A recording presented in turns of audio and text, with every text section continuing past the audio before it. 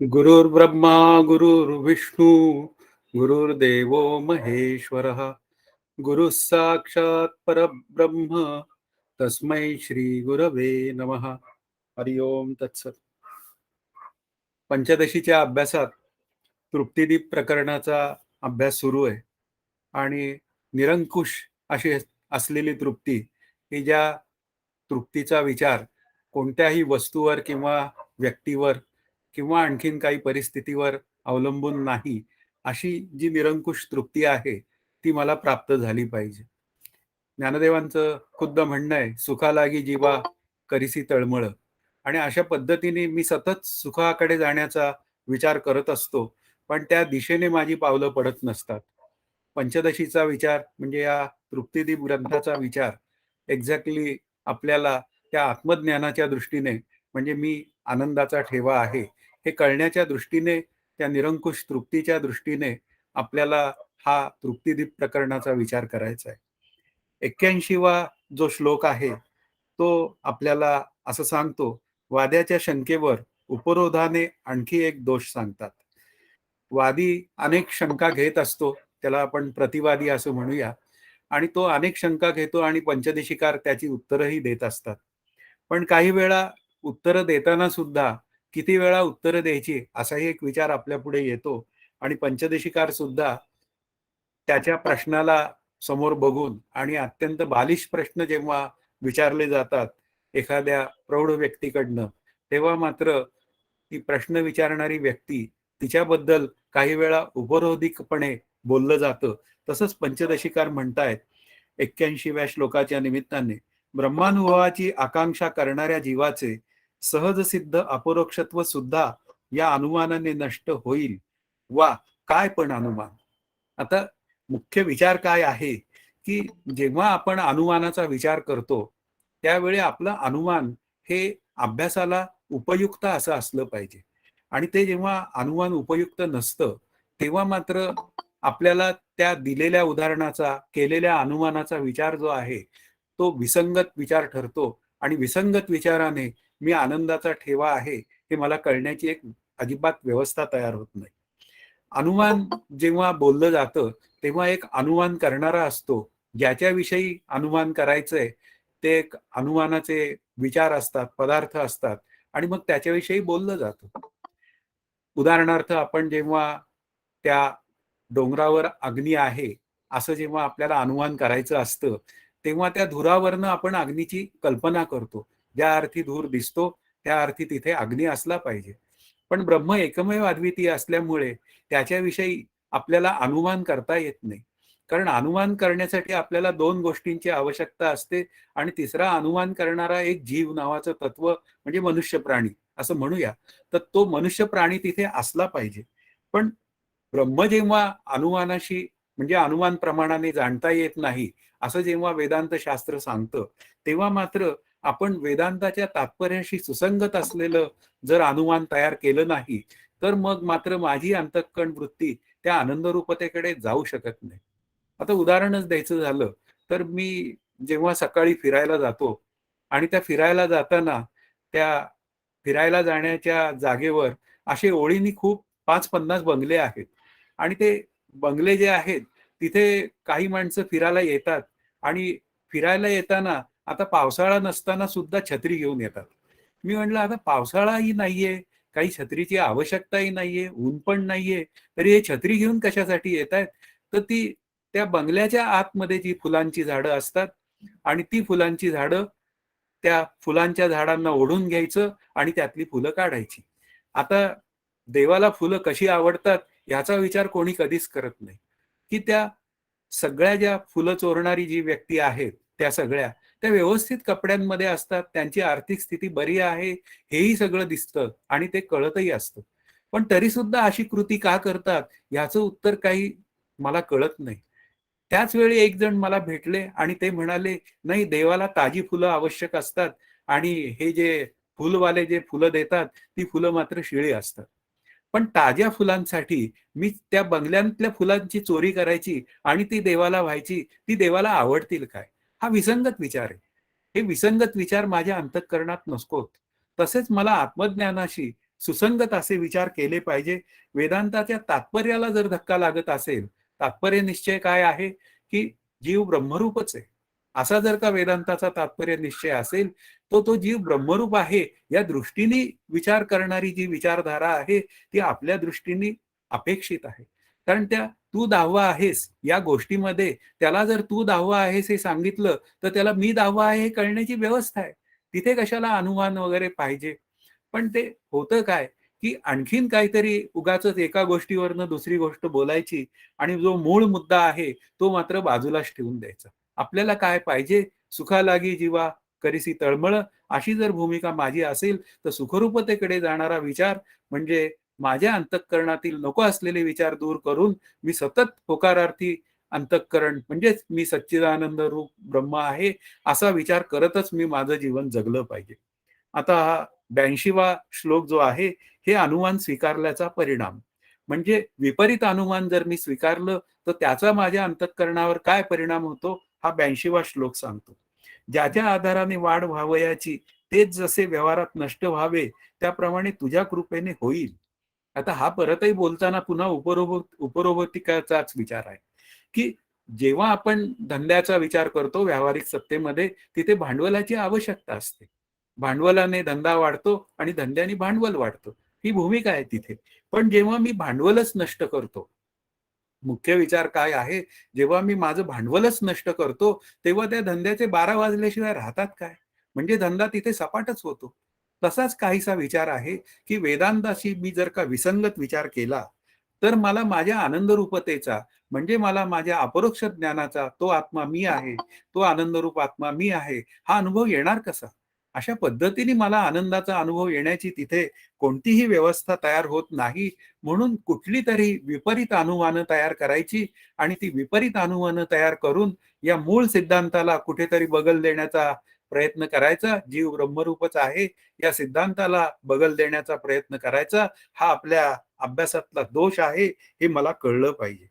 आता अशा वृत्तीनी म्हणजे मी त्या घातक वृत्तीनी म्हणजे विपरीत वृत्तीने मी जर अभ्यास करत असेल, तर तुझी घातक वृत्ती तुझ्यापुरतीच ठेव, हे एवढंच सांगायची वेळ आता या पंचदशीकारांना आलेली आहे. आता 83वा श्लोक जो आहे, तो असं म्हणतोय, "ज्याला उपाधी असते त्याचे प्रत्यक्ष ज्ञान होऊ शकते, मग निरुपाधिकाचे ज्ञान कसे होईल?" तिथे आता प्रश्न विचारलेला आहे, की शंका विचारलेली आहे, की बुद्धीतील चैतन्याच्या आभासाला जीव म्हणतात. येथे बुद्धी ह्या उपाधीसह असल्याने त्याचे अपरोक्ष ज्ञान होऊ शकते. ब्रह्मनिरुपाधिक असताना त्याचे अपरोक्ष ज्ञान कसे होईल?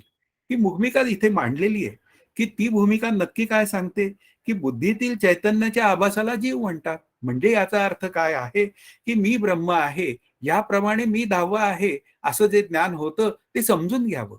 म्हणजे कसं आहे, मी 10वा आहे किंवा तू 10वा आहेस, ही वाक्य बोलली गेलेली आहेत. तिथे तू 10वा आहेस असं त्या आप्तानी सांगितलं आणि तू 10वा आहेस हे त्या आप्तानी सांगितलं, ते सुद्धा वृत्तीच्या स्तरावरच सांगितलं आणि त्याला मी 10वा आहे हे कळलं, हे सुद्धा वृत्तीच्या स्तरावरच कळलं. श्रीगुरु जेव्हा मला आनंद रूपतेचा उपदेश करताना ते मला काय सांगतात? तत्वमसी, ते तू आहेस. आता ते तू आहेस हे जे काय ते बोलतात माझ्या कानामध्ये, त्यावेळी ते कानामध्ये काय होतं ते मला ऐकू येतं आणि ऐकू येतं तेव्हा काय आहे ते तू आहेस हे जेव्हा मला ऐकू येतं, तेव्हा ते वृत्तीच्या स्तरावरच ऐकलेलं असतं. म्हणजे इथे काय आहे, ते ब्रह्माचं अपरोक्ष ज्ञान होण्यासाठी आपल्याला काय करायचं आहे, हे समजून घेतलं पाहिजे. त्या ब्रह्माचं जर का अपरोक्षत्व आपल्या अंतःकरणात सिद्ध करून घ्यायचं असेल, तर श्री गुरूंनी सांगितलेलं ते तू आहेस हे महावाक्य, ते मी ते आहे, म्हणजे मी ब्रह्म आहे, अशा स्वरूपात मला कळून घ्यावं लागेल. आणि ते जर कळून घ्यायचं असेल, तर बुद्धी ही अंतःकरणाची उपाधी आहे. म्हणजेच काय झालं, बुद्धी ही कोणाची उपाधी आहे? ती जीवाची उपाधी आहे आणि जीव तर ब्रह्मरूप आहे. मग जीव जर ब्रह्मरूप असेल, तर बुद्धी सुद्धा ब्रह्माची उपाधी आहे, असा विचार आपल्याला करता येतो आणि उपाधी नेहमी उपदेयापेक्षा वेगळी असते. म्हणजे या उदाहरणार्थ आपण या चौरंगावर मांडलेला हा लॅपटॉप आहे, तो चौरंगापेक्षा वेगळा आहे आणि तो चौरंगापेक्षा वेगळा असल्यामुळे त्या लॅपटॉपचा आणि चौरंगाचा वास्तवात काही संबंध आलेला नाही. आत्मा चेतन आहे, बुद्धी जडाचेतन आहे, पण काय झालं, जणू काही त्यांचं एकत्रीकरण झालं, त्याला जीव असं म्हणतात. मग आता काय होऊन जातं, तिथे तो जेव्हा मध्ये अभ्यास करतो आणि अभ्यास म्हणजे साधन करून तो काय ठरवतो, की त्या बुद्धीने तो म्हणतो, की ते ब्रह्म मी आहे. आणि असं ते ब्रह्म मी आहे हे ज्ञान त्याला प्रथमतः वृत्तीच्या स्तरावर होतं. आणि तेच वृत्तीच्या स्तरावर झालेलं ज्ञान हळू-हळू सहजावस्थेत जातं आणि ते सहजावस्थेत गेल्यानंतर तिथे त्या वृत्तीला झालेल्या ज्ञानाचा सुद्धा सहजावस्थेमध्ये लोप होतो. उदाहरणार्थ, मी पुरुष आहे, ही भूमिका आहे. आणि मी पुरुष आहे ही जर का भूमिका असेल, जेव्हा सिनेमाच्या दारात 2 तिथे रांगा असतात, एक स्त्रियांची रांग असते आणि एक पुरुषांची रांग असते. जेव्हा रांगेला उभं राहायची वेळ येते, त्यावेळी आपली अंतःकरण वृत्ती ठरवते, की नाही, ही पुरुषांची रांग आहे, तिकीट काढायला या लाईनमध्ये उभं राहिलं पाहिजे. आणि अशा रीतीने माणूस तिथे त्या अंतःकरण वृत्तीला सांगतो आणि तो सहज उभा राहतो. पण शेवटी त्याला मी पुरुष आहे हे सतत सांगून द्यायची गरज आहे काय? म्हणजे सहजावस्थेमध्ये बोलायचं नसतं, पण सहजावस्था येईपर्यंत मुख्य विचार काय आहे, सहजावस्था येईपर्यंत मला मी ब्रह्म आहे या ज्ञानाचा सतत विचार केला पाहिजे. तुम्ही म्हणाल, या 83व्या श्लोकामध्ये शंका आहे, पण त्या शंकेचं उत्तर का देताय तुम्ही? कारण शंकेचं उत्तर जर जिथल्या तिथे दिलं नाही, तर ती शंका पुढे केव्हा त्याची उत्तराची अपेक्षा येणार आहे, तोपर्यंत किती वेळ वाया घालवायचा? म्हणून इथे शंका आणि समाधान या गोष्टी एकत्रच पुढे गेल्या पाहिजेत, हाही विचार आपण सहजच करूया. आता 84वा जो श्लोक आहे, व्यवहारकाली निरुपाधिक ब्रह्माची सिद्धी होत नाही. आणखीन एक शंका आहे त्याची. जीवाला ब्रह्माचे जे ज्ञान होते, ते उपाधीसह असलेल्या ब्रह्माचे होते. कोणत्याही वस्तूचे ज्ञान होत असेल, तर ती ज्ञेय वस्तू उपाधीसह असली पाहिजे. असंप्रज्ञात समाधी किंवा उन्मनी अवस्थेत उपाधीचे निवारण होते. आता इथे काय आहे, की जीवाला जे ब्रह्माचं ज्ञान होतंय, ते उपाधीसह होतंय. अगदी बरोबर आहे, की इथे काय आहे, की ते ब्रह्माचं ज्ञान जे आहे, ते मला उपाधीच्या निमित्ताने होते. कारण एका ठिकाणी लक्षात घ्या, कारण उपाधी कोणाच्या सत्तेवर आहे? असं जेव्हा बोलायची वेळ येते, तेव्हा उपाधी ही ब्रह्मस्वरूपाच्या सत्तेवर आहे. मग ब्रह्माच्या सत्तेवर असेल, कल्पित रूपाने हा भाव मांडलेला असेल, तरी कार्यकारण भावाचा विचार जेव्हा करायची वेळ येते, तेव्हा मात्र काय आहे, कारणाचे गुण कार्यात येतात. म्हणजे कारण जर का ब्रह्म असेल आणि ते सच्चिदानंद रूप असेल, तर या जगातल्या प्रत्येक पदार्थामध्ये, प्रत्येक व्यक्तीमध्ये तीच आनंद रूपता आहे. मग तीच जर आनंद रूपता असेल, तर तीच आनंद रूपता उपाधीसह माझ्या पुढे आलेली आहे, हा विचार करायला काय हरकत आहे? भले त्या व्यक्तीला ब्रह्मज्ञान झालेलं असेल नाही तर नसेल. पण तरी सुद्धा ती आलेली समोरची व्यक्ती जी आहे, ती त्या ब्रह्मस्वरूपाचंच एक म्हणूया व्यक्त झालेलं स्वरूप आहे, असा विचार आपण तात्पुरता केला आणि त्याच्याबरोबर जर प्रेमाने व्यवहार केला, तर माझी अंतःकरण वृत्ती सुखी किंवा दुःखी होत नाही. माझी अंतःकरण वृत्ती सहजच शांत राहते. म्हणून ब्रह्मनिरुपाधिक आहे हा तात्विक सिद्धांत आहे. पण त्याच तात्विक सिद्धांताला जेव्हा मला जाणून जायला जावं लागतं, तेव्हा मात्र त्या निरुपाधिक मी ब्रह्माचा जो विचार आहे, तो व्यवहारात आपल्याला सहजपणे बोलता येत नाही. या शब्दाचा अर्थ त्या द्वैतातलं जे व्यवहार जे आहेत, त्या द्वैतामध्ये आपण अंतःकरण वृत्ती शांत ठेवून कोण्याही जीवाचा न घडो मत्सर, वर्म सर्वेश्वर पूजनाचे या पद्धतीने ते ब्रह्म सुद्धा पाहू शकतो. म्हणून इथे काय आहे, ब्रह्म आपल्या पुढे जे येतं ते सोपाधिक आणि ब्रह्म आणि निरुपाधिक ब्रह्म अशा पद्धतीने येतं. सोपाधिक शब्दाचा अर्थ उपाधीसह असलेलं ब्रह्म आणि निरुपाधिक शब्दाचा अर्थ ते शुद्ध ब्रह्म.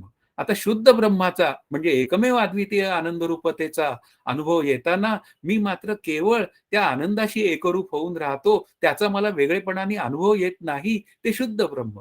पण जेव्हा मी प्रत्येक वेळी व्यवहार करताना त्या प्रत्येक उपाधीमध्ये ते ब्रह्म पाहतो, त्यावेळी तो विचार सोपाधिक ब्रह्माचा आहे. म्हणून इथे काय आहे, की असं सोपाधिक आणि निरुपाधिक विचार आपण आत तयार करायचे आणि जी माझ्या अंतःकरणात असलेली नको असलेली म्हणजे काम, क्रोध, लोभ, मोह, मत्सर याने युक्त असलेली जी काय अंतःकरण वृत्ती आहे, तिला मी शांत करायचे. आणि अशी जेव्हा अंतःकरण वृत्ती सहज शांत होते, तेव्हा मला माझ्या खऱ्या आनंदाचा अनुभव येतो. म्हणजे त्या शुद्ध ब्रह्मस्वरूपामध्ये आपलं अंतःकरण नावाची गोष्ट सुद्धा उरत नाही. तो फ्रॅक्शन ऑफ सेकंद येणारा शुद्ध ज्ञानाचा जो विचार आहे, तो आपल्या दृष्टीने फार महत्वाचा आहे. मग आता 85व्या श्लोकाचा विचार असा आहे, अशा परिस्थितीत जीव व ब्रह्म यांच्या 2 वेगळ्या उपाधी असतात काय? आता हा कल्पित विचार आहे, की 2 उपाध्या जेव्हा असतात अशी जेव्हा भाषा बोलली जाते, तेव्हा तो कल्पित रूपाने मांडला गेलेला विचार आहे. वास्तवात ब्रह्म मात्र निरुपाधिकच आहे. म्हणून 85व्या श्लोकाचा विचार आहे, जीवभाव व ब्रह्मभाव यांच्या उपाधी अंतःकरणासह व अंतःकरण रहित असणे या कारणांनी दोन होतात, दुसऱ्या कोणत्याही प्रकारे नव्हे. आपल्याला जेव्हा बोलायची वेळ येते तेव्हा आपल्याला लक्षात घ्या, की जीवभाव जेव्हा बोलला जातो तेव्हा तो उपाधीसह बोलला जातो. आणि उपाधीसह जेव्हा बोलला जातो तेव्हा अंतःकरण नावाची उपाधी ही आपल्याला स्वीकारावी लागते. आणि ती जर का आपण अंतःकरण नावाची उपाधी स्वीकारली तर मात्र काय होऊन जातं, त्या उपाधीसह असलेलं हे ब्रह्म आपल्यासमोर उभं राहिलेलं आहे हा विचार करावा लागतो. कारण का साधना करणारा कोण आहे? तो जीव आहे. मग त्याच्या जीवाच्या बरोबर त्याचं अंतःकरण नावाची गोष्ट आहेच. कारण जीवाची व्याख्या जेव्हा केली जाते तेव्हा बुद्धी अधिक आत्मा अधिक बुद्धीत पडलेलं आत्म्याचं प्रतिबिंब अशी भूमिका मांडली जाते. म्हणजे याचा अर्थ काय झाला, की अशा परिस्थितीत या जीव आणि ब्रह्माच्या काय उपाधी आहेत हा विचार करावाच लागतो. मग आता जीवाची उपाधी काय आहे? तर अंतःकरण ही जीवाची उपाधी आहे. मग आता अंतःकरण रहित असणं, आता अंतःकरण नाही, आता ही ब्रह्माची उपाधी आहे. असा त्याचा विचार करावा लागतो. म्हणून इथे काय आहे, आपल्याला त्या अंतःकरण नावाच्या गोष्टीचा त्या ब्रह्मस्वरूपामध्ये अत्यंत भाव आहे, असा भाव बोलला जातो. भाव शब्दाचा अर्थ अस्तित्व. म्हणजे ब्रह्मस्वरूप एकमेव अद्वितीय असल्यामुळे, अशरीरी असल्यामुळे, म्हणजे त्याच्या ठिकाणी स्थूल देह म्हणजे हा माझा देह दिसतोय तो स्थूल देह आणि मन, बुद्धी, चित्त, अहंकार हा सूक्ष्म देह, हे दोन्हीही देह जर ब्रह्मस्वरूपाच्या ठिकाणी नसतील तर मग अंतःकरण रहित असणं हे त्या ब्रह्मस्वरूपाविषयी बोलणी बोलता येतात. आणि ज्यावेळी बोलणी बोलता येतात तेव्हा अंतःकरण राहित्य हे ब्रह्मस्वरूपाची उपाधी आहे अशा पद्धतीने बोलता येतं. मग त्या आपण ब्रह्मस्वरूपाविषयी ते एकमेव आहे, अद्वितीय आहे, भेदशून्य आहे अशा पद्धतीने जेव्हा ब्रह्मस्वरूपाबद्दल बोलतो तेव्हा तो माझ्या साधनेला अत्यंत उपयुक्त विचार आहे. आणि जर का मी असं बोललो नाही तर मी अभ्यास कोणत्या तोंडाने करायचा? म्हणून असं काही वेळा आपल्याला होय म्हणून अभ्यास करावा लागतो, की ते ब्रह्म सच्चिदानंद रूप आहे, ते मी आहे. आणि पुन्हा असा होय पद्धतीने केलेला अभ्यास आणि पुन्हा नकारात्मक पद्धतीने जग म्हणजे ब्रह्म नाही, देह म्हणजे ब्रह्म नाही, अशा पद्धतीने जेव्हा बोलणी बोलली जातात तेव्हा मात्र तो निषेधमुखाने केलेला विचार आहे. तो आता पुढच्या श्लोकाचा विचार आहे तो आपण करूया. नसलेल्या अंतःकरणाची उपाधी ही भाषा पुढील प्रमाणे संभवते. आता ते सांगायचंय त्यांना, की अंतःकरण राहित असलेलं ब्रह्म हा जो विचार आहे तो आपल्याला या 86व्या श्लोकाचा विचार आहे. त्यामध्ये ती भूमिका आपल्याला सहज कळेल. विधीची जशी उपाधी होते तशी निषेधाची का होऊ नये? साखळदंड सोन्याचा वा लोखंडाचा असला तरी तो सारखाच आहे. की ब्रह्मस्वरूपाचा विचार जेव्हा मांडायची वेळ येते तेव्हा ज्ञानदेव काय म्हणतात, विधी ते पाळीत निषेधा ते गाळीत, अशी भाषा बोलली जाते. आणि विधी शब्दाचा अर्थ ब्रह्मस्वरूपावर श्रद्धा, संतांवर श्रद्धा, श्री गुरूंवर श्रद्धा, त्यांनी लिहिलेल्या ग्रंथांवर श्रद्धा, अशा पद्धतीने विचार आहे. पण जेव्हा साधक म्हणून विचार करायची वेळ येते तेव्हा विधियुक्त वर्तन कर अशी भाषाही बोलली जाते. आणि पुढे असं म्हणतात की तू निषिद्ध वर्तन करू नको, निषेधा ते गाळीत. म्हणजे निषिद्ध वर्तनामध्ये परस्त्री, परधन आणि परनिंदा दोन जण एकत्र आले की सहजच तिसऱ्याविषयी बोललं पाहिजे आणि ते चांगलं बोललंच नाही पाहिजे, ही आपली भूमिका असते. आणि त्या निमित्ताने मी माझंच अंतःकरण गढूळ करून घेत असतो. मग तिथे मला मात्र समजावून सांगावं लागतं की मला माझं अंतःकरण गढूळ करण्याचा काहीही हक्क नाही, कारण मला जायचंय आनंदाकडे. म्हणजे इथे काय आहे की दोन बेड्या आहेत, की विधियुक्त वागा ही एक बेडी आहे आणि निषिद्ध वर्तन करू नका. आता एक सोन्याची बेडी आहे आणि एक काय आहे, ती म्हणूया लोखंडाची बेडी आहे. आता माझ्यासारखा विधियुक्त वागणारा कोणी नाही, असं जेव्हा मी मिरवतो तेव्हा मी सोन्याच्या बेडीत असतो. आणि मला काही असं चांगलं जीवन जगताच येत नाही. मी मात्र हे निषिद्ध वर्तन करीतच जीवन जगतो. आणि निषिद्ध वर्तनाची व्याख्या आपण पाहिलेली आहे, की जे मानवाला करता येणं शक्य आहे, पण ते त्यांनी करू नये. असं त्या निषिद्ध वर्तनाचं वाक्य आहे. म्हणून परस्त्री, परधन, परनिंदा हे 3 विचार त्याच्यामध्ये प्रामुख्याने येतात. म्हणून इथे काय आहे, की विधी आणि निषेध या ज्या 2 गोष्टी आहेत, त्या कोणाच्या स्तरावर आहेत? त्या अंतःकरणाच्या स्तरावर आहेत. मग त्या अंतःकरणाच्या स्तरावर केवळ अज्ञानाच्या निवृत्तीसाठी बोलल्या गेलेल्या गोष्टी आहेत, की विधियुक्त जीवन जगा, निषिद्ध वर्तन करू नका. म्हणजे जे करू नका त्याला अविधी अशी भाषा बोलली जाते. पण तरी सुद्धा या दोन्हीही गोष्टींनी माणूस बांधला जाऊ शकतो हेही लक्षात घ्या.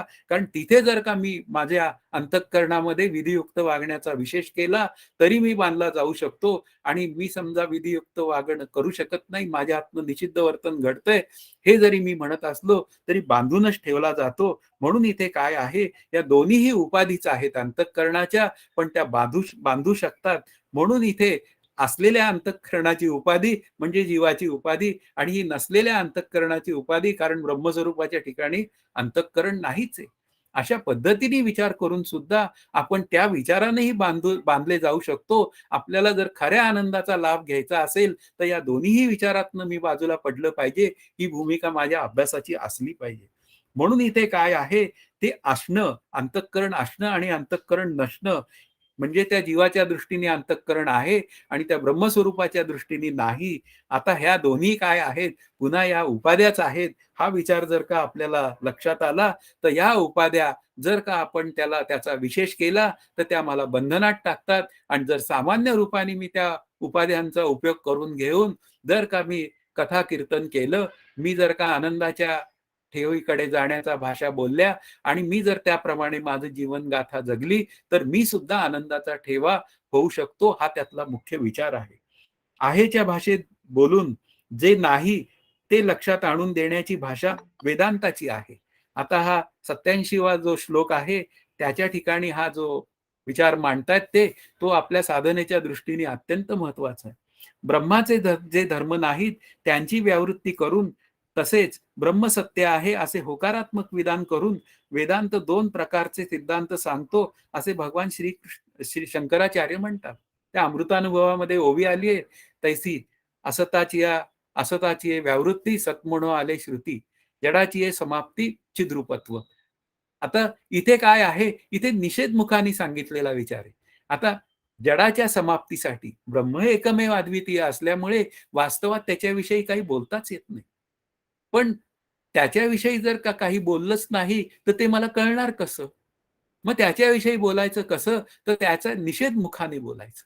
आणि निषेध मुखाने बोलायचं म्हणजे काय आहे, तो जड अचेतनाचा जो विचार आहे आणि त्या जड अचेतनाविषयी माझ्या अंतःकरणात असलेली जी आसक्ती आहे, उदाहरणार्थ माझी संपत्ती, माझं घर, माझे हे, माझे ते, हे सगळे जे विचार आहेत त्या विचारांनी मी बंधनात पडतो.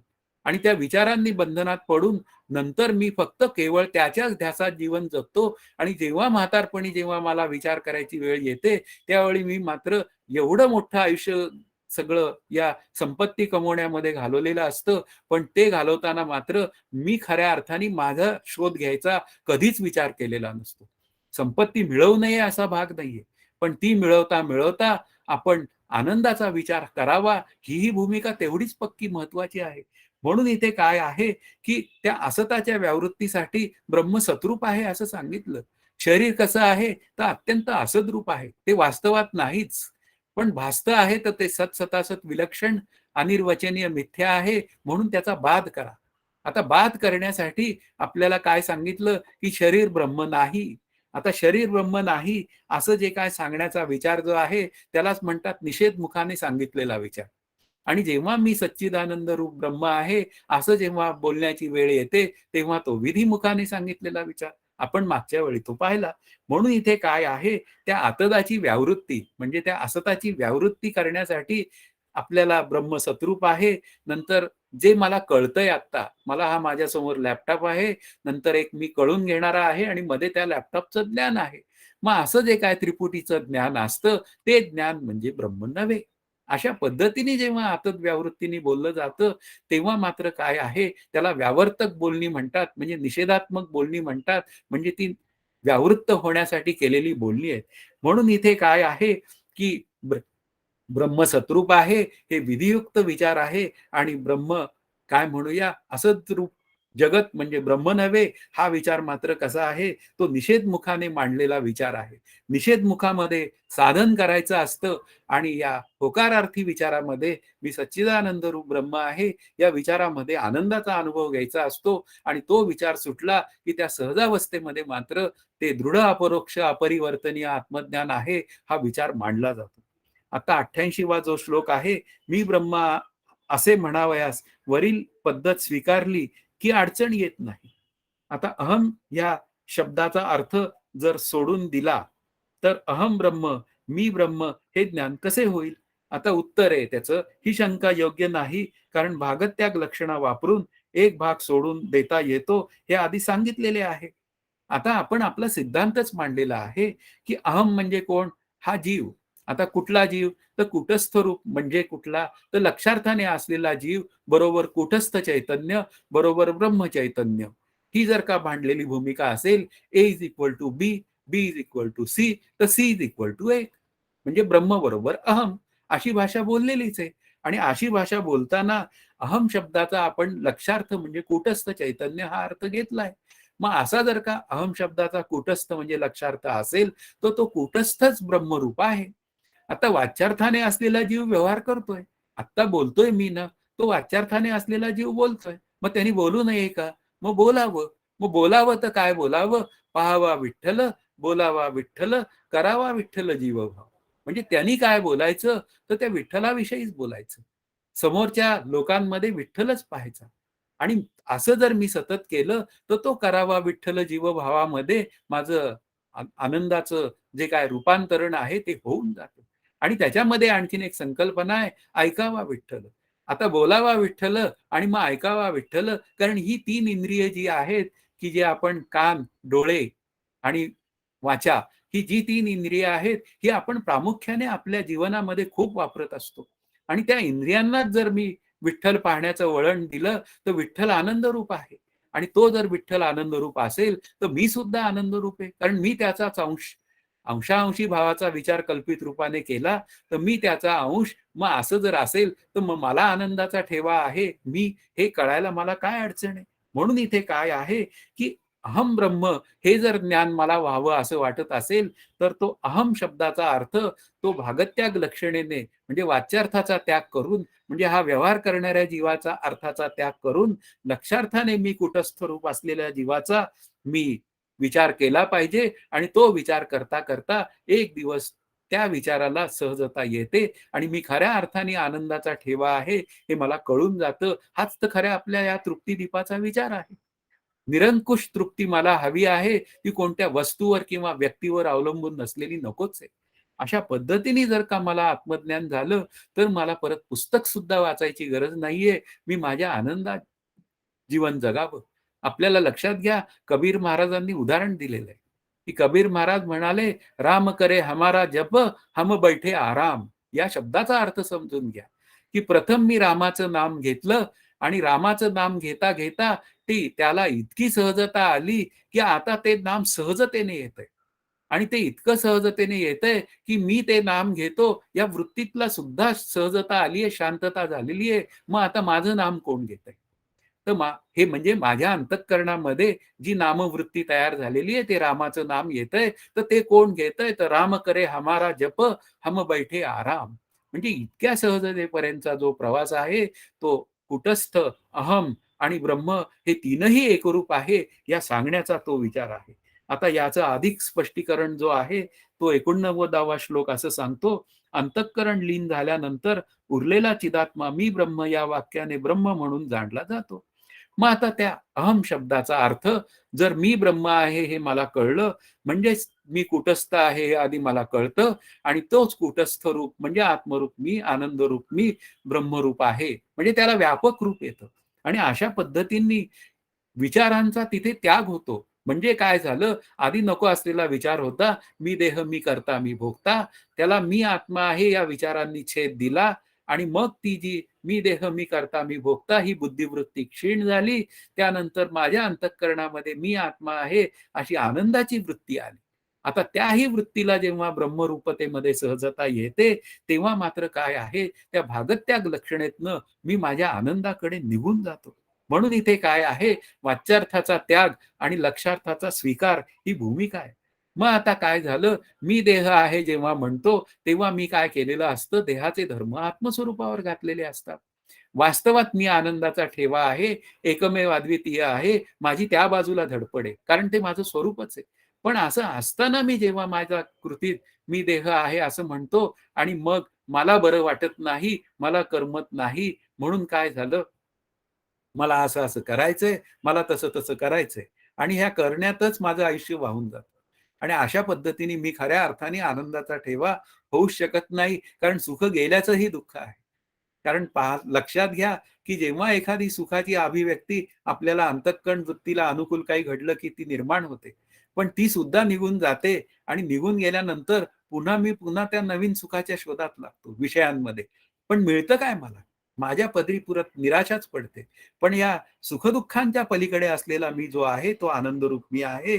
त्याला समजून घेणं हे माझं मुख्य कर्तव्य आहे. म्हणून या कुटस्थाचा आणि या शरीराचा संबंध कसा आहे, तर तो कल्पित आहे, की एखादं जास्वंदीचं फूल आहे आणि त्याच्यावर अत्यंत स्वच्छ पांढरा शुभ्र पेपरवेट ठेवलेला आहे.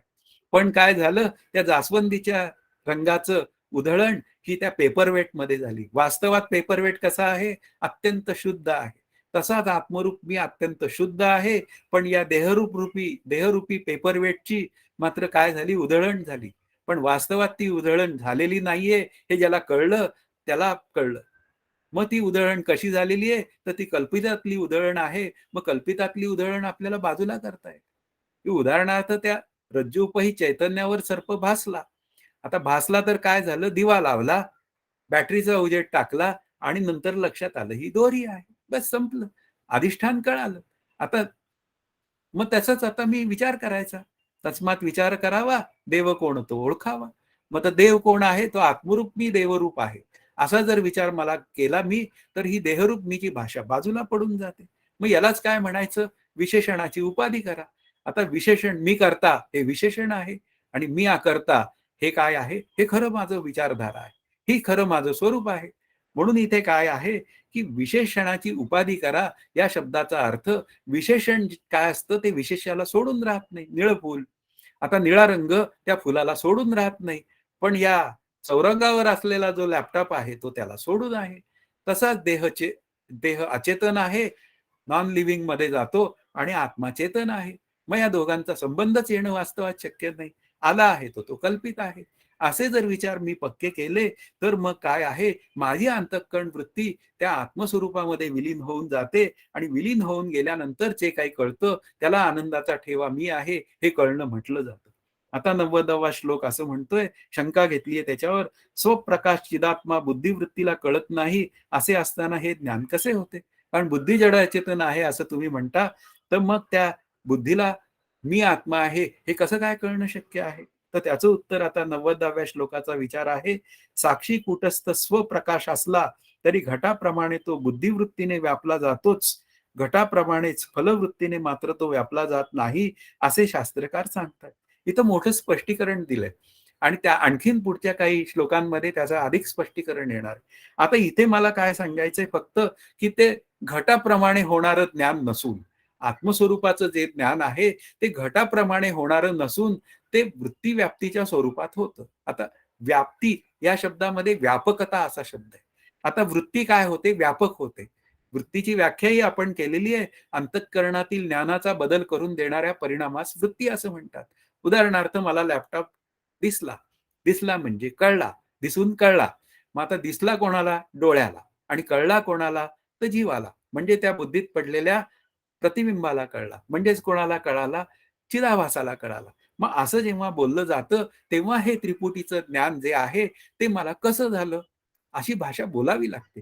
हे लॅपटॉप आता मग तो लॅपटॉप जो आहे ना, तिथपर्यंत काय झालं? माझी अंतःकरण वृत्ती डोळ्यातनं त्या लॅपटॉपपर्यंत गेली. आता लॅपटॉपपर्यंत गेली, त्या लॅपटॉपवर अंधाराचं आवरण नव्हतं. तो अत्यंत उजेडात होता. 2 लाईटच्या उजेडात होता आणि तो लॅपटॉप मला वेगळेपणाने कळला. आता जेव्हा लॅपटॉप मला वेगळेपणाने कळतो, तेव्हा मला 2 वृत्तींची गरज असते. एक मला काय पाहायचं आहे? लॅपटॉप बाहेर असलेला लॅपटॉप कळून घ्यायचा आहे आणि एक लॅपटॉप हा असा आहे, हे ज्ञान माझ्या अंतःकरण वृत्तीला, माझ्या शरीराच्या आत असलेल्या अंतःकरण वृत्तीला होतं. त्यालाच म्हणतात चिदाभासाला होतं. म्हणजे आपल्याला जेव्हा बाहेरचा पदार्थ कळून घ्यायची आवश्यकता असते, तेव्हा तिथे फलव्याप्तीची ही गरज असते. आता फलव्याप्ती म्हणजे वेगळेपणाने होणारं ज्ञान. आणि जेव्हा आत्मस्वरूपाला जाण्याची गोष्ट आहे, आता लक्षात घ्या, आपल्याला समजूनच घ्यायचं असेल, तर त्या आत्मस्वरूपाला जाण्याची जेव्हा गोष्ट येते, तेव्हा तिथे फक्त वृत्ती व्याप्तीची आवश्यकता असते. पण बाहेरचा पदार्थ जाणून घेण्यासाठी आधी बाहेर वृत्ती जावी लागते आणि नंतर त्या वृत्तीला पुन्हा फिरून मी त्या अंतःकरण वृत्तीला मला आतमध्ये हा लॅपटॉप आहे असं ज्ञान होतं. म्हणजे तिथे त्या वृत्ती व्याप्तीची गरज आहे. पण जेव्हा मात्र आत्मस्वरूपाचा विचार करायची वेळ येते, तेव्हा मात्र काय होऊन जातं, ते चित्त माझं जे आहे, म्हणजे माझं मन जे आहे, ते काय करायचंय, व्यापक करायचंय. आता व्यापक करायचंय म्हणजे शांत करायचंय आणि शांत करायचंय म्हणजे एकाग्र करायचंय. भले ते नामाच्या निमित्ताने असेल, भले ते आत्मानात्म विचारांच्या निमित्ताने असेल. अशा पद्धतीने मी जर माझी अंतःकरण वृत्ती शांत केली, तर माझी अंतःकरण वृत्तीमधलं असलेली जी काय बुद्धी किंवा मन नावाची गोष्ट आहे, ते सहजच शांत होतं आणि मला माझ्या खऱ्या आनंदाचा अनुभव येतो. म्हणून आनंदाचा अनुभव येण्यासाठी म्हणजे आत्मानुभव एकमेव अद्वितीयाचा असल्यामुळे तो मला वेगळेपणाने येण्याची व्यवस्था नाहीये. आता जर का मला तो वेगळेपणाने येण्याची व्यवस्था नसेल, तर तिथे फलव्याप्तीची काय आवश्यकता आहे? तिथे फक्त वृत्तीची व्याप्तीची आवश्यकता आहे. बस या श्लोकात आपल्याला एवढंच सांगायचंय, की मला जर मी कुटस्थ आहे, ज्ञान व्हावं असं वाटत असेल, तर तिथे केवळ वृत्ती व्याप्त झाली पाहिजे, म्हणजे शांत झाली पाहिजे, म्हणजे एकाग्र झाली पाहिजे. तेवढं झालं, की मला आत्मस्वरूपाचं ज्ञान होण्याची व्यवस्था आहे. हा विचार पुढे अधिक स्पष्ट करतात. तो 91व्या श्लोकाचा विचार आहे. बुद्धिवृत्ती व बुद्धीतील चिदाभास हे दोन्ही घटाला व्यापतात. बुद्धिवृत्तीने घटाचे ज्ञान नष्ट होऊन चिदाभासाने घटाचे ज्ञान होते. तो आता आपण विचार केला, की आधी बाहेर मला हा घट आहे असं कळतं आणि मग तो माझी ती बाहेर असलेली वृत्ती आहे ती आत येते आणि मग मला चिदाभासाला कळतं, की हा घट आहे. अशा पद्धतीने मला जेव्हा बाहेरच्या पदार्थाचं ज्ञान करून घ्यायची वेळ येते, तेव्हा मात्र त्या ज्ञानासाठी मला पुन्हा त्या बाहेरच्या वृत्तीची आणि आतील वृत्तीची गरज असते. हाच त्यातला भाग आहे. पण नंतर इथे काय आहे, 2 भाग आहेत, की त्या बाहेर असलेल्या लॅपटॉपवरचं अज्ञानाचं आवरण जे आहे, ते निवृत्त करण्यासाठी मला एका वृत्तीची गरज आहे आणि आतमध्ये मला त्या अंतःकरणात हा लॅपटॉपच आहे, हे कळण्यासाठी मात्र आणखीन एका वृत्तीची गरज आहे. अशा पद्धतीने त्या वृत्ती नावाचं तत्व एकच आहे. पण तरी सुद्धा काय होतं, ते जणू काही 2 होतं आणि अशा पद्धतीने मला बाहेरच्या पदार्थाचं ज्ञान होतं. कारण काय आहे, आता ह्या सगळ्या गोष्टींमध्ये ही जेव्हा प्रोसेस घडते, तेव्हा ही प्रोसेस कोणाच्या सत्तेवर घडते, तर ती प्रत्यक्ष आत्मस्वरूपाच्या सत्तेवर घडते. हा विचार कळला पाहिजे, की प्रत्येक होणाऱ्या ज्ञानामागे असणाऱ्या ज्ञानाचा विचार केला पाहिजे. की जेव्हा मला एखादी गोष्ट जाणून घ्यायची असा माझ्या अंतःकरणात विचार येतो, त्यावेळी ही प्रेरणा कोणापासून निर्माण झाली, तर त्या चिद्रूप आत्मस्वरूपापासून प्रेरणा निर्माण झाली, असा सतत विचार पाहिजे. मला माझं देहाच्या स्वरूपात अस्तित्व राहावं अशी भूमिका जेव्हा मी मांडतो, तेव्हा मात्र ती सतरूप आत्मस्वरूपापासून आलेली आहे. मला पदार्थ निरपेक्ष सुखच पाहिजे, मला कायमचं सुखच पाहिजे, अशी जेव्हा भाषा बोलली जाते, ती पदार्थ निरपेक्ष आत्मस्वरूपापासूनच झालेली आहे. हा विचार करावा आणि नजर अधिष्ठानाची असावी. म्हणून इथे काय आहे, की चिदाभासाने घटाचे ज्ञान होते, तिथे मात्र काय आहे, तो वेगळ्यापणाने ते ज्ञान होण्यासाठीचा विचार आहे. आता पुढे काय आहे, आत्मज्ञान अचेतन पदार्थांहून भिन्न आहे. हा 92वा श्लोक असं सांगतो, आत्म्यावरील अज्ञान आवरण नाहीसे होण्यासाठी वृत्तीने तो व्यापण्याची गरज आहे, पण आत्मा स्वतः ज्ञानरूप असल्यामुळे आभास व ह्या दुसऱ्या चेतनाची ज्ञान होण्यासाठी गरज नाही.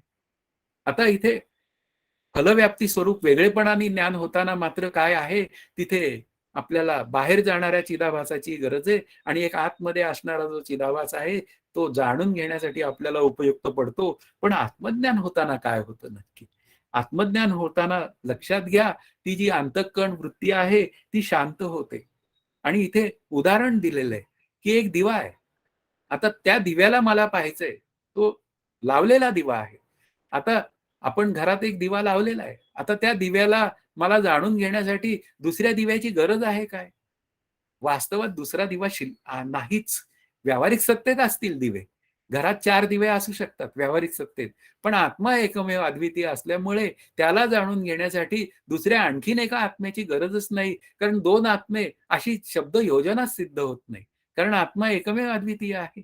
तोच सर्व ठिकाणी भरून राहिलेला आहे. म्हणून इथे काय आहे, ज्ञानरूप आत्मा मी आहे हे जाणून घेण्यासाठी मला दुसऱ्या कोणत्याही ज्ञानाची गरज नाहीये.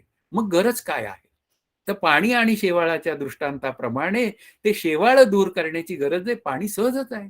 तो आत्मतत्व सहजच आहे. फक्त ते मी आहे हे जर कळून घ्यायचं असेल, तर हे कसं आहे, मला पाणी जर प्यायला पाहिजे असेल, तर शेवाळ दूर केल्याशिवाय पाणी मला मिळणार नाही. तसंच मी करता, मी भोगता, नंतर मी असा, मी तसा, ही सगळी शेवाळी आहे. आणि ही शेवाळी दूर जेव्हा होतील माझ्या अंतःकरणातनं, तेव्हा मी कोण आहे हे सहजच कळण्याची व्यवस्था होईल. म्हणून इथे दुसऱ्या कोणत्याही आभासाची किंवा कुठल्याही चेतन आत्म्याची गरज नाही. वास्तवात दुसरा आत्मा हा शब्द प्रयोगच चुकीचा आहे. त्याला म्हणतात वदतो व्याघात. याचं बोलण्यातच बोल नाही अशी भूमिका आहे. हा त्यातला विचार आपल्याला कळला पाहिजे. म्हणून आत्मा एकमेव अद्वितीय आहे. मग तो जर मला कळून घ्यायचा असेल तर काय करायचं? तर त्या नको असलेल्या विचारांचा थारा बंद करायचा. माझी अंतःकरण वृत्ती शांत करायची, म्हणजे पुन्हा व्यापक करायची. त्यालाच वृत्तीव्याप्ती असं म्हणतात. आणि त्या वृत्तीव्याप्तीमध्ये मला मी कोण आहे हे कळण्याची व्यवस्था होते. आता पुढचा जो 93वा श्लोक आहे तो असं सांगतो. ह्याच्या स्पष्टीकरणासाठी उदाहरण देतात. अंधारातील घटासारखे परप्रकाशित पदार्थ पाहण्यासाठी डोळे व दिवा या दोन्हींची आवश्यकता आहे. पण दिवा पाहण्यासाठी केवळ डोळ्यांचीच गरज असते. फार सुंदर उदाहरण दिलेलं आहे, की ते सुंदर उदाहरण आपल्याला जर समजून घ्यायचं असेल, तर दिवा पाहण्यासाठी दुसऱ्या दिव्याची गरज नाही. पण एखादा पदार्थ शोधायचा असेल मला, तर तो दिवा मला हातात घ्यावा लागेल. आणि तो हातात घेऊन मग मी तो त्या पदार्थ शोधण्याचा प्रयत्न केला पाहिजे. तिथं मला माझ्या डोळ्यांची सुद्धा आवश्यकता असते. हे त्यातले आपल्याला समजून घेण्याचे विचार आहेत. म्हणून तिथे काय आहे, आत्मा स्वयंज्योती आहे. त्याच्याच प्रकाशात सर्व पदार्थांचं प्रकाशन होतं आणि तो आत्मा मी आहे. म्हणून माझ्याच प्रकाशात या सर्व म्हणूया पदार्थांचं प्रकाशन होतं. अशी जर भूमिका मला कळाली, तर ही पांगलेली जी वृत्ती आहे, माझी अंतःकरण वृत्ती, ती मला एकाग्र करता येते. ती नामाच्या निमित्ताने एकाग्र होते, शुद्ध कर्म करण्याच्या निमित्ताने एकाग्र करता येते, किंवा ध्यानाला बसण्याच्या निमित्ताने एकाग्र करता येते, किंवा ती विचार म्हणजे आत्मानात्म विचार करण्याच्या निमित्ताने एकाग्र करता येते. अशा पद्धतीने नको असलेल्या विचारांमध्ये बुद्धी व्यग्र होते आणि हवे असलेल्या विचारांनी बुद्धी शांत होते. एकाग्र शब्दाचा अर्थ शांत आहे. म्हणून अंतःकरण वृत्तीमध्ये चिदाभास कायमच असतो. आता तो जोपर्यंत माणूस मरत नाही, तोपर्यंत तिथे अंतःकरण वृत्ती चिदाभास कायमच आहे. पण त्या चिदाभासाच्या सत्तेवर हा आत्मस्वरूपाचं अवलंबन जे आहे, हे बोलणं मात्र निरर्थक आहे. चिदाभासाला सत्ता कोणाची आहे, तर ती आत्मस्वरूपाची आहे. पण जेव्हा मी देहाचे धर्म आत्मस्वरूपावर घालतो, तेव्हा मात्र मी नेमकं विरुद्ध केलेलं असतं. आणि ते विरुद्ध करणं मला माझ्या म्हणूया वागण्याला भोवतं आणि मग मी सुखी होतो किंवा दुःखी होतो. आणि वास्तवात मला सुखीही व्हायचं नाहीये, मला दुःखीही व्हायचं नाहीये, मला सुखरूप व्हायचं आहे. म्हणून इथे काय आहे, की ती जी वृत्ती आहे, म्हणजे अंतःकरणातील ज्ञानाचा बदल करून देणारी वृत्ती, ही जीवनमुक्त झाले तरी राहणार आहे आणि जीवनमुक्त नसला तरी राहणार आहे. पण जीवनमुक्त जर नसेल, तर ती वृत्ती त्याला सुखी किंवा दुःखी केल्याशिवाय राहणार नाही. आणि जीवनमुक्त जर असेल तर तो मात्र सुखरूपच आहे, तो सहजच आनंदात राहील. म्हणून इथे काय आहे, पुढचा एक प्रश्न असा निर्माण झालेला आहे, तो 94व्या श्लोकाचा विचार आहे. अंतःकरण वृत्तीमध्ये चिदाभास कायमच असतो. त्याची आत्मज्ञानासाठी गरज नसली तरी वृत्ती बरोबर आत्मस्वरूपापर्यंत तो जाणार. मग त्याला टाळणार कसं? पण त्याला टाळायचा कशाला? हा एक पुढे विचारच आहे. आता हा 94वा श्लोक सांगतो, हा चिदाभास जरी वृत्तीमध्ये कायम असला तरी तो आत्मज्ञानकाली आत्म्यात पूर्ण मिळून जातो. तो घटाधिकांप्रमाणे आत्म्याहून वेगळा राहत नाही. मग जेव्हा खरी वृत्ती व्याप्ती होते, म्हणजे ज्ञानरूपता होते, त्याला ज्ञानदेवांची ओवी आहे, परतोनी पाठमोरे ठाके, आपण या आपण पै देखे, देखत खेव ओळखे म्हणे तत्वतेनी. म्हणजे बुद्धी अधिक आत्मा अधिक बुद्धीत पडलेलं आत्म्याचं प्रतिबिंब. यातली बुद्धी जी आहे ना, ती मात्र काय होते, ती शांत होते. आता ती शांत झाल्यामुळे तो जो चिदाभास जो आहे, तो मूळचा कुठून आलेला आहे? तो आत्मस्वरूपाचाच प्रकाश आहे. तो आत्मस्वरूपाला जाऊन मिळतो आणि त्याचा ठसा मात्र बुद्धिवृत्तीवर उमटतो. आणि बुद्धिवृत्तीवर उमटून मग मी म्हणतो, की मी फार आनंदात होतो. मला काहीच्या बाह्य आनंद झाला. तुकाराम महाराज पण म्हणाले. अशा पद्धतीने तो आनंद व्यक्त होतो. म्हणून इथे काय आहे, की वृत्ती काय होते, मागे वळते. आता मागे म्हणजे ती जीवाच्या निमित्ताने पुढे आली अशी भाषा बोलली जाते. म्हणून ज्ञानेश्वर महाराज म्हणतात, परतोनी पाठवरे टाके. म्हणजे ती वृत्ती मागे वळते. म्हणजे या शब्दाचा अर्थ ती अध्यस्त रूपाने असलेली वृत्ती अधिष्ठान आत्मरूप होते. आणि आत्मरूप झाल्यानंतर पुन्हा ती वृत्ती स्तरावर जेव्हा येते, त्यावेळी तिथला संस्कार ती घेऊन येते. आणि ती संस्कार घेऊन येऊन ती म्हणते, की मी आनंदाचा ठेवा आहे. मला फ्रॅक्शन ऑफ सेकंद तो आनंदाचा अनुभव आला, पण त्या आनंदाविषयी काही बोलता येत नाही. कारण तो एकमेव अद्वितीयाचा आनंद आहे. उदाहरणार्थ गूळ खायला दिला, की त्याला लक्षात येतं गूळ गोड आहे आणि त्याला सांगितलं त्या गुळाच्या गोडीचं वर्णन कर, तर तो काय करतो, हा खडा घे आणि तूच खा. म्हणजे तुला कळेल. कारण त्या गोडीविषयी बोलताच येत नाही. त्या आत्मस्वरूपाच्या ज्ञानाची गोडी अशीच आहे आणि ती गोडी मात्र प्रत्येकाने चाखायची आहे. म्हणून इथे घटादी पदार्थांप्रमाणे वेगळेपणाने होणारं ज्ञान जे आहे, तो त्या फलव्याप्तीचा विचार आहे. हा आपल्याला लक्षात घ्या. तो मुख्यत्वे फलव्याप्तीचा विचार आहे. पण जेव्हा आत्मस्वरूपाचा विचार करायची वेळ येते, तेव्हा मात्र माझी वृत्ती शांत झाली पाहिजे. हा प्रामुख्याने असलेला अंतःकरणातला विचार आपल्याला महत्वाचा आहे आणि दोन्ही ठिकाणी मात्र फलव्याप्तीमध्ये सुद्धा चिदाभासाची आवश्यकता असते आणि आत्मज्ञानाचा विचार करताना सुद्धा आपल्याला चिदाभासाचाच विचार करता येतो. कारण शेवटी मात्र हे ज्ञान कोणाला झालं अशी जेव्हा बोलायची वेळ येते, तेव्हा त्या जीवालाच ज्ञान झालं ही भूमिका मांडावीच लागते. म्हणून प्रथम होणारं ज्ञान हे वृत्तीच्या स्तरावर आहे आणि मग ते सहजावस्थेत गेल्यानंतर तिथे ज्ञानरूपतेची बोलणी पूर्णपणे संपलेली असतात. आता 95वा जो श्लोक आहे, हे स्पष्टीकरण श्रुतीला अनुसरून आहे. अनादि ब्रह्म प्रमाणांनी कळत नाही. या श्रुतीने फल व्याप्ती राहित्य सांगितलेले असून मनानेच त्याचा बोध होण्यासारखा आहे. या श्रुतीने वृत्ती व्याप्ती सांगितलेली आहे. आता हा 95व्या श्लोकाचा विचार आहे, की तिथे पुन्हा फलव्याप्ती आणि वृत्तीव्याप्ती सांगितलेली आहे आणि त्याच फलव्याप्ती आणि वृत्तीव्याप्तीचा विचार आपण केलेला आहे, की जेव्हा फलव्याप्ती स्वरूप आपल्याला वेगळेपणाने पदार्थ कळतो, तेव्हा तिथे मला बाहेर जाणाऱ्या अंतःकरणाची आणि आतमध्ये असलेल्या चिदाभास रूप असलेल्या अंतःकरणाची आवश्यकता असते. म्हणजे जेव्हा बाहेरचा पदार्थ बोलायची वेळ येते, तिथे आपल्याला त्या फलव्याप्तीची गरज आहे आणि वृत्तीव्याप्तीची गरज आहे. आणि या फलव्याप्ती आणि वृत्तीव्याप्तीमध्ये चिदाभास नावाचं तत्व आहे. म्हणजेच इथे काय आहे, की आपल्याला जेव्हा बाहेरचा पदार्थ पाहण्याची वेळ येते, तेव्हा या दोन्ही गोष्टींची आवश्यकता असते. तेव्हा तो पदार्थ मला कळला अशी मी भूमिका मांडतो. म्हणजे बाहेरचा दिसणारा जो पदार्थ आहे, या जगातला प्रत्येक पदार्थ, बाहेरचा पदार्थ या शब्दाचा अर्थ, तो प्रत्येक पदार्थ मला वेगळेपणाने कळतो. उदाहरणार्थ माझी होणारी सुख-दुःख सुद्धा ती मला फलस्वरूप वेगळेपणानेच कळतात. पण आत्मस्वरूप मात्र एकमेव अद्वितीय असल्यामुळे तो वृत्तीव्याप्तीचा विचार आहे. याचा अर्थ तिथे मन नावाचं तत्व काय करतं, ते मना सज्जना भक्ती पंथेची जावे इथपर्यंत मान्य आहे. मना सज्जना सदा रामी प्रीती धरावी हेही मान्य आहे. पण जेव्हा मन रामरूप होतं, तेव्हा ते मन वेगळेपणाने राहतच नाही. ते मन सहजच परतोनी पाठवरे ठाके, ते मन शांत होतं. तो चिदाभास त्या म्हणूया आत्मस्वरूपामध्ये विलीन होतो आणि तो पुन्हा जागेवर जेव्हा येतो, तेव्हा मात्र काय झालं, त्याला आत्माकार झालेलं मन अशा पद्धतीने भाषा आहे.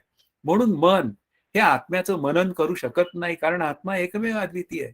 पण निषेधमुखाने मात्र मन हे आत्म्याचं मनन करू शकतं. म्हणजे कसं, की पुन्हा देह म्हणजे आत्मा नाही आणि पुन्हा मन म्हणजे आत्मा नाही, बुद्धी म्हणजे आत्मा नाही, असं नाही नाही प्रकारे सुद्धा साधनयुक्त विचार करू शकतं. आणि साधनयुक्त विचार केला असता नको असलेली जी अंतःकरण वृत्ती आहे, म्हणजे की ज्याने मी सुखी दुःखी होतो, ती सहज शांत होते आणि मला माझ्या खऱ्या आनंदाचा लाभ होतो. हा सगळा विचार जो आहे फलव्याप्ती आणि वृत्तीव्याप्तीचा, हा एवढाच विचार करायची गरज आहे. त्याच्यात खूप विचारसागर ग्रंथामध्ये त्याच्या मोठमोठ्या प्रक्रिया मांडल्या आहेत. पण आपल्या अभ्यासाच्या दृष्टीने जीवब्रह्मैक्य ज्ञानाच्या दृष्टीने, आनंदरूपतेच्या दृष्टीने एवढं आपल्याला पुरेसं आहे. आता हा 96वा श्लोक असं सांगतो, आत्मा व ब्रह्म यांचे ऐक्य. आत्मा जाणावयाचा असेल तर हाच मी आहे. या वाक्याने आत्मा व ब्रह्म एक आहेत हे सांगून जो बोध होतो तोच इथे सांगायचा आहे. आता पिंड सापेक्ष आत्मा, ब्रह्मांड सापेक्ष ब्रह्म. ही केवळ सापेक्षतेने बोललेली भाषा आहे, रिलेटिव्हली बोललेली भाषा आहे. आता पिंड सापेक्ष आत्मा याचा अर्थ त्या पिंड सापेक्ष असलेल्या जीवाने साधन करायचंय आणि तो आत्मा मी आहे असा विचार करायचा आहे. आणि अशा पद्धतीने जेव्हा त्याला श्रुतीच्या शब्दांच्या द्वारा किंवा श्रीगुरूंच्या शब्दांच्या द्वारा, संतांच्या शब्दांच्या द्वारा जेव्हा त्याला ज्ञान होतं, तेव्हा काय आहे, तोच आत्मा ब्रह्मरूप आहे हे मुख्य समानाधिकरणाने त्याला त्याचं ज्ञान होतं. म्हणजे मी कोण आहे असा खरी जी ओळखण आहे ती त्याला होऊन जाते. आणि श्रुतीचं तेवढंच म्हणणं आहे. श्रुती म्हणते मला काही दुसरं सांगायचंच नाही. ज्ञानदेवही तेच म्हणतात. हे इतुलेची नाना परी विस्तारिले ग्रंथ. येथ अविद्या नाश हे स्थळ मोक्षोपदा नये. मला केवळ अज्ञानाची निवृत्ती आणि आनंदाची प्राप्ती सांगायची आहे. शेवाळ दूर करा अज्ञानरूपी पाणी सहजच आहे. म्हणून ही जी काय आत्मस्वरूपाची जी प्राप्ती आहे तिला नित्यप्राप्ताची प्राप्ती म्हणतात. ती या अर्थानेच आहे. म्हणून आत्मस्वरूपाच्या प्राप्तीसाठी सतत अभ्यास करावा. म्हणजे नको असलेल्या वृत्तींना आवरावं आणि मी माझ्या खऱ्या आनंदाशी एकरूप व्हावं.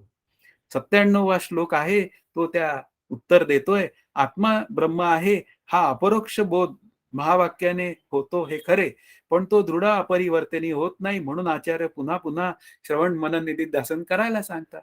आता हा झालेला बोध जर का मला तो पक्का नसेल तर मग काय केलं पाहिजे? साक्षात नसेल तर मग मला पुन्हा श्रवण मनन निधिध्यासन केलं पाहिजे. आता नको असलेल्या गोष्टी मला दूर करण्यासाठी त्या श्रवणाने काय होऊन जातील, माझ्या अंतःकरणात काही संशय असतील त्या आत्मस्वरूपासंबंधीच्या निवाडा करण्यासंदर्भात निघून जातील. मननाने ते संशय गेलेले श्रवणात संशय जातील. मननात मी ते घट्ट करू शकतो आणि मला माझ्या निधिध्यासनात आनंद होतो. श्रवणादीमध्ये श्रवण मनन निधिध्यासन आणि तत्वम पदार्थ शोध आहे.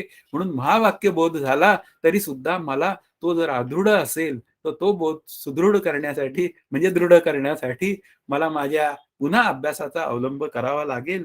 आता 98वा श्लोक सांगतो, श्रवण मननादिकांचा सतत अभ्यास करावा. कारण पंचदशी हा ग्रंथ पुन्हा मी ब्रह्म आहे या वाक्याच्या अर्थाचा बोध दृढ होईपर्यंत समाधी षटकांचा श्रवणादिकांचा अभ्यास करावा. 98 त्याने अज्ञानाची निवृत्ती होते. पंचदशी हा ग्रंथ मुमुक्षूंसाठी आहे आणि मुमुक्षू हा साधन चतुष्टय संपन्न असलाच पाहिजे. विवेक वैराग्य समाधी षटक आणि पुन्हा सगळं तत्वम पदार्थ शोधनापर्यंतचा जो विचार आहे तो पक्का असला पाहिजे. साधक साधन चतुष्टय संपन्न असेल तो बोध होण्याची व्यवस्था आहे. म्हणून साधकांनी साधन चतुष्टय संपन्नतेकडे जावं. त्यासाठी श्रवण मनन निधिध्यासन करावं, सतत अभ्यास करावा. ज्ञानदेव तेच म्हणतायत की तू अभ्यासाने मला येऊन मिळ. आणि समर्थही तेच सांगतायत, अभ्यासे प्रगट व्हावे नाहीतर झाको नसावे. प्रगट होऊन नासावे हे बरे नव्हे. त्यातला अभ्यासे प्रगट व्हावे हा आपल्या अभ्यासाचा विचार आहे. म्हणून इथे प्रगट व्हावे या शब्दाचा अर्थ अभ्यास पूर्ण आपण असावं. आणि जो अभ्यास पूर्ण असतो त्यालाच मात्र या महावाक्य चिंतनाचा खरा अर्थ कळतो. तोपर्यंत मात्र ते चिंतन केवळ शाब्दिक स्तरावर असतं. म्हणून त्यानंतर होणारं जे साधन आहे ते मला करणीय आहे. आता हा 99वा श्लोक जो आहे, श्रुती प्रमाणाने झालेले ज्ञान दृढ का नसते असं विचारणारा आहे. अनेक उपनिषदे त्यांचे अशक्य वाटणारे अर्थ, भलतेच निघणारे अर्थ इत्यादिकांमुळे बोध दृढ होण्यास नक्कीच अडथळा येतो. आता जी काय आपल्याला अभ्यासाची सिस्टीम सांगितलेली असेल श्री गुरूंनी तिचाच अवलंब करावा. त्या श्री गुरु माऊलीने मला सांगितलं असेल पंचदशीचा अभ्यास कर तर पंचदशीचाच अभ्यास करावा, बाकी बघूच नाही. म्हणजे इतका जर मी पद्धतशीर अभ्यास केला तर माझा अभ्यास नीट होईल. पण ते विपरीत ज्ञान गोळा करण्यात म्हणजे मी पूर्व पक्षी हेन तेन सगळं घेत बसलो आणि त्याचे अर्थच जर मी निरनिराळे लावत बसलो म्हणजे संत श्री गुरु यांच्याप्रमाणे अर्थ लावले नाही तर मला बोध होणार कसा? तो बोध होण्याचीच व्यवस्था नाहीये. म्हणून विपरीत ज्ञान म्हणजे मी देह मी करता हे सगळं विपरीत ज्ञान जाण्यासाठी एका शुद्ध ज्ञानाची गरज असते आणि ते शुद्ध ज्ञान देण्याचं काम केवळ श्री गुरुच करतात. आणि त्या श्री गुरूंच्या अभ्यासाने त्यांनी सांगितलेल्या विचारधारेने मी ब्रह्म आहे असं ज्ञान होऊ शकतं आणि मी त्याच्या विरुद्ध वागलो तर मला ब्रह्मज्ञान होण्याची या जीवनात कुठेही शक्यता नाही. हा निर्णय करावा लागेल. आता आजच्या अभ्यासातला शेवटचा श्लोक असं सांगतोय, जशी इच्छा धरावी त्यानुसार ती सफळ होण्यासाठी करण्याचे कर्म जसे बदलते तसे ब्रह्मज्ञानाच्या बाबतीत असावे ही शंका येऊ नये. म्हणून वेगवेगळ्या शाखा वेगवेगळ्या इच्छा यानुसार कर्मही वेगळे सांगतात. असेच येथेही असेल अशी शंका येऊ नये म्हणून पुन्हा पुन्हा श्रवण करावे. श्रवणाचा विषय एकच असावा की जीव आणि ब्रह्म यांचं ऐक्यज्ञान काय आहे. नाहीतर अनेक शाखा आहेत, 4 वेद आहेत, त्यांच्या 4 शाखा आहेत, उच्चार आणि याचा विचार आहे. ते म्हणतात काही असं करा, आई तसं करा म्हणतात. पण या 4ही शाखांच्या शेवटी जे काय उपनिषद तत्वज्ञान सांगितलेलं आहे की जीव आणि ब्रह्म यांच्या ऐक्याच्या संदर्भात. आता यज्ञ कर्मांबाबतीत हे प्रत्येक शाखेचे लोक आधी हे करा, काही जण म्हणतात नंतर ते करा. ठीक आहे, त्यांच्या म्हणण्याप्रमाणे जो ब्राह्मण आपल्या पुढे आलेला असेल आणि एखादा काही यज्ञ असेल घरात, तर तो त्याच्या म्हणण्याप्रमाणे करा आणि तो विषय तिथे मिटवावा. पण शेवटी मात्र काय आहे, हे यज्ञ करणं आणि हे ते याच्यामध्ये विधी आहे आणि विधी नेहमी कर्त्याच्या स्वाधीन असतो. आत्मा वस्तुतंत्र आहे, तो आहेच आहे. आता सूर्य काय आहे, वस्तुतंत्र आहे. सूर्याची उष्णता जी आहे ती वस्तुतंत्राच्या भाषेचा विचार आहे आणि कोळशाची शेगडी पेटवली तर ती कर्तृतंत्र आहे. पाणी टाकून विझवता येते. सूर्याचा प्रकाश काय विझवता येणार आहे काय? तो आहेच आहे. तसंच आत्मस्वरूप आहे आणि ते मी आहे. म्हणजे याचा अर्थ काय आहे ते जर मला कळून घ्यायचं असेल तर मला श्रवण करावं लागेल आणि श्रवणाने नको असलेल्या विचारांची व्यावृत्ती होते, ते संपतात आणि माझी अंतःकरण वृत्ती शांत होते. ती मनन निदिध्यासन पूर्वक आणि मला माझ्या खऱ्या आनंदाचा लाभ होतो. म्हणून इथे श्रवण करण्याचं टाळू नये, श्रवण केलेची करावे असं समर्थांचं म्हणणं आहे. आणि मग ते श्रवण केलं तर मग तुटे संशयाचे मूळ एक सरा, आता श्रवण केलियाचे फळ, अशा त्या सगळ्या ओव्यांचा विचार मला माझ्या ज्ञानाकडे घेऊन जातो. आजचा आपला अभ्यास इथे संपलेला आहे, तर आज इथे आपण थांबूया. जय जय रघुवीर समर्थ. हरि ओम तत्सत. श्री पांडुरंगाय नमः.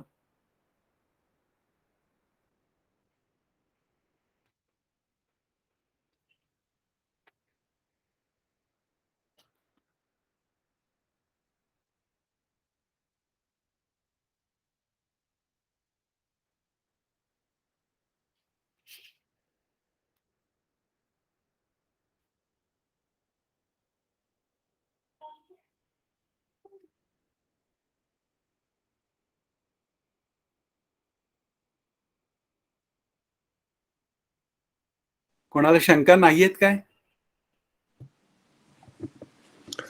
उदय दादा, शतानंद, तर जसं आपण म्हणतो की असणाऱ्या ज्ञानाच्या मागे, सॉरी, होणाऱ्या ज्ञानाच्या मागे असणारे ज्ञान असते, तर तसं म्हणजे आता व्यवहारात लावून बघायचं तर जसं मी जे विसंवादी ज्ञान होण्याच्या गोष्टी असतात, जसे की आता व्हॉट्सअपचे मेसेजेस दर 5 मिनिटांनी बघणे किंवा असं जे आहे, तर ते हे ज्ञान करून घेण्यासाठीच आपण ते बघत असतो.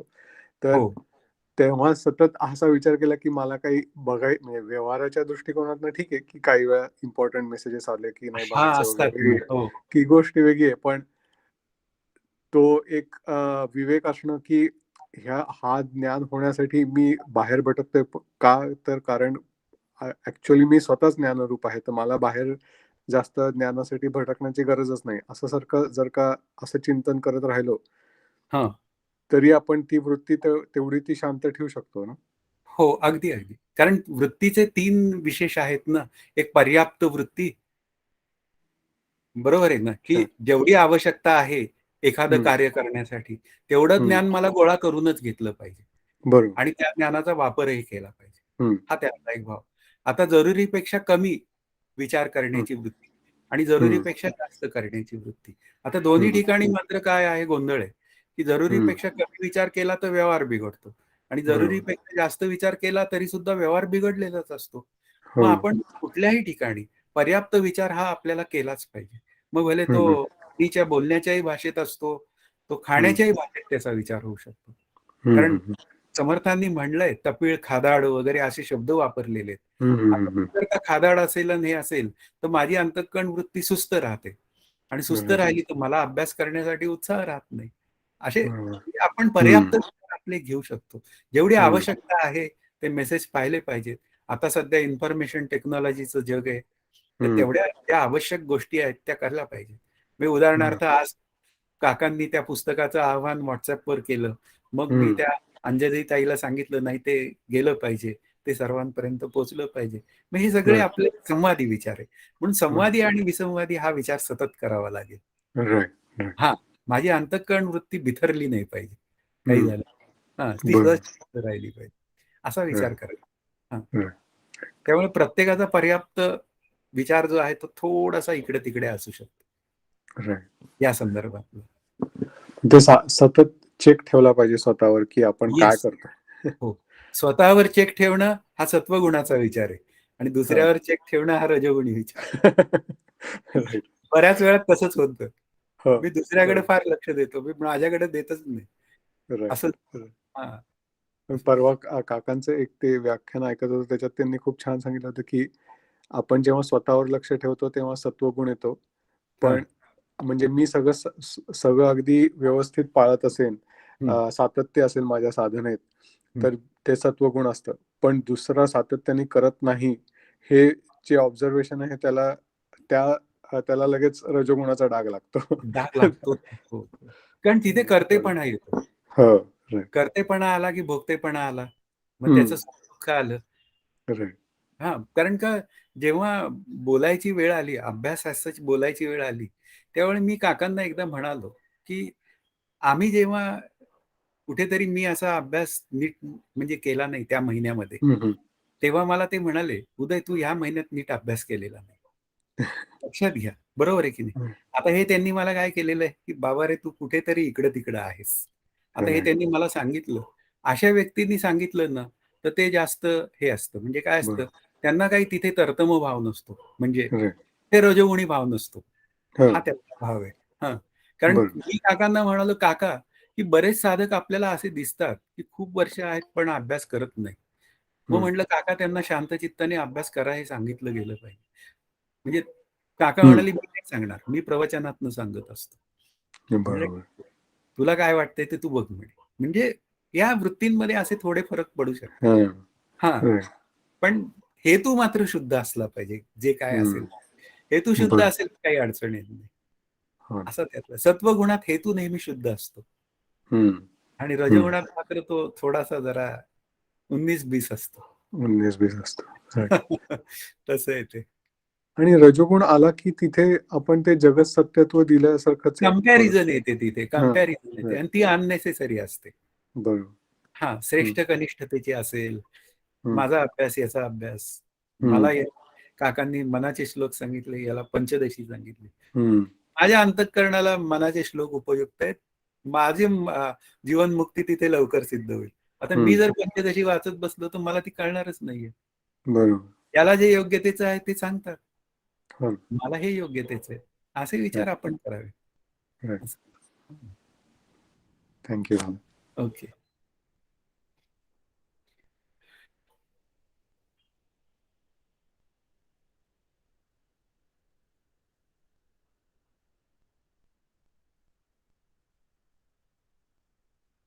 नमस्कार.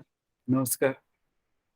सर मी आज फर्स्ट टाईमच ऐकतो आहे श्रवण, बरं. करतो आहे. हां. एक लहानशी माझी एक शंका होती. हां, मी मोठ्याने बोला जरा. हां, हां, सर माझी एक शंका होती, हां.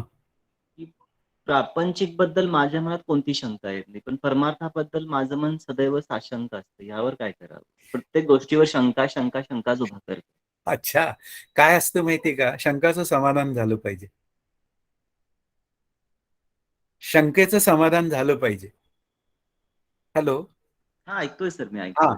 आता समजा एखादी शंका आहे, की उदाहरणार्थ, की परमार्थामध्ये सांगितलेली वाक्य कर्मपर आहेत का, उपासनापर आहेत का, ज्ञानपर आहेत? हं. आता ही जर का शंका असेल, तर मला श्रवण केलं पाहिजे. तर श्रवणाने ह्या शंका सगळ्या दूर होतील. ओके, हां, त्यातलं. ओके. त्याला संशय असं म्हणतात. हां, हां, हां. समर्थांचं म्हणणं आहे, "आता श्रवण केलियाचे फळ, क्रिया पालटे तात्काळ, तुटे संशयाचे मूळ एकसारा." Okay sir. हां, श्रवण म्हणजे ऐकावे, मनन म्हणजे मनी धरावे. असं त्यांनी व्याख्या केल्या आहेत त्याच्या. अच्छा. हां, म्हणून आपल्याला जो भावेल अंतःकरणाला, हां. तो ग्रंथ श्रवणाला घ्यावा. अच्छा. त्यानंतर मग त्यानुसारच त्या पठडीत श्रवण करावं. म्हणजे अशा पद्धतीने. ओके. हां, ओके, ओके. थोडंसं. म्हणजे समर्थही म्हणतात, "बहु हिंडता सौख्य होणार नाही, तसं बहु ऐकताही सौख्य होणार नाही."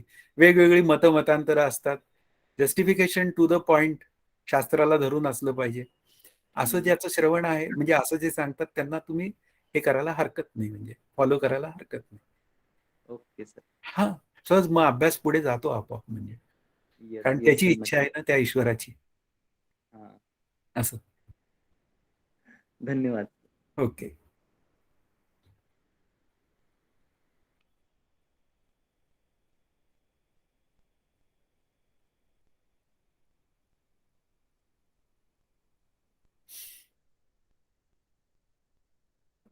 करायचंय रेकॉर्डिंग स्टॉप. चल. जय जय रघुवीर समर्थ. जय जय रघुवीर समर्थ. नमस्कार उदय दादा. नमस्कार नमस्कार. रामकृष्ण हरी दादा. रामकृष्ण हरी. श्रीराम.